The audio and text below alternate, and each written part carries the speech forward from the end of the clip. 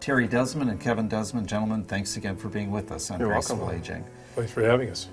What are some other factors that I should look for in finding a reputable, good funeral home to handle Uncle Fred or any loved one? Well, the most important thing is how you're treated when you walk through the door of the funeral home. How the staff that welcomes you, how they treat you, how when you sit down with the funeral director, how they deal with you, if they're giving you 100% of their attention, their compassion, being patient, explaining everything, answering any question, letting you vent, emote, whatever you need to do. But then also, the location, the building and the facility is available, what you can do, size that you can work with, how a firm maintains their building, and also, and some people do, they do shop on with prices and the cost of the funeral, as they vary by funeral home. But the bottom line, again, is the value you get from those prices, and that comes down to how you're going to be served. I see, and I've read as well, that you're a locally owned funeral home, and there's national chains now that own a lot of funeral homes. That's correct. Is there a difference, and is one better than the other, and is that something that I, as a consumer, should ask? Are you corporate owned? Are you family owned? And how would I evaluate? I think there are a lot of fine corporate-owned funeral homes that serve families very well. But just from the corporate standpoint, they answer to a different set of requirements than individual-owned funeral homes are. As an individually owned funeral home, we're here in the community, we're part of the community, we grew up in the community, so our responsibilities are to the community. As a corporate-owned funeral home, you have a responsibility to officers in a locale, wherever that may happen to be, and you have responsibility to shareholders, if it's a publicly held company, which most of them are. And so they just have a different set of bosses than what we have. If there's a problem in our firm, someone can come in to see Kevin or myself, and within 10 minutes we have the problem solved.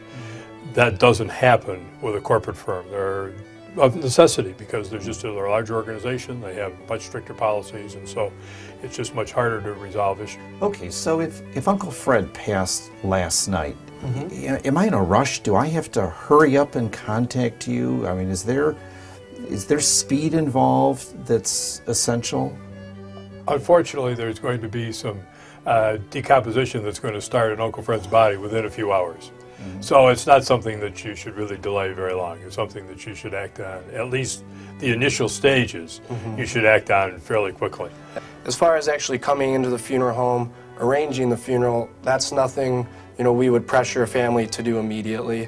It's different for every person, for every family. It's really when they're comfortable to come in is when it would be the best for them. Because when I look at old family photos, I mean, I see a lot of the bodies placed in the living room. Isn't that, I mean, that's how it used to be. That's how it used to be, although they generally by that point they had been involved. If Uncle Fred passed, can I bring Uncle Fred's body to the funeral home? It's normally not done, but if you chose to do that, yes, you could.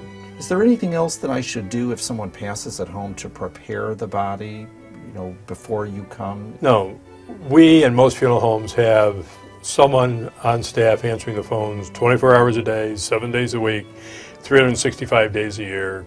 Thanksgiving and Christmas are just like any other day to us. So you can call the funeral home and they will come and do what needs to be done immediately. So what can I expect when the funeral home comes to my house to pick up the body? What actually happens, and how long of a process is that?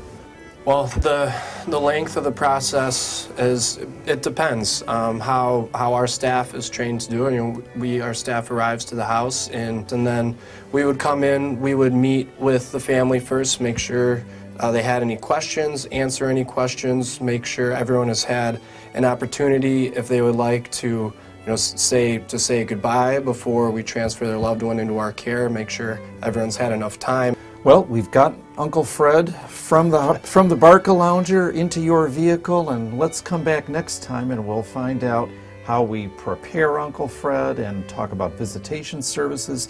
Can both of you gentlemen come back next time and tell us about that? Certainly, yes, we'd be glad to. Thank you. Terry Desmond, thank you. Kevin Desmond, thank you for your time today. Great, Peter. Thank you. We'll be back next time on Graceful Aging to continue Uncle Fred's last journey. Stay with us.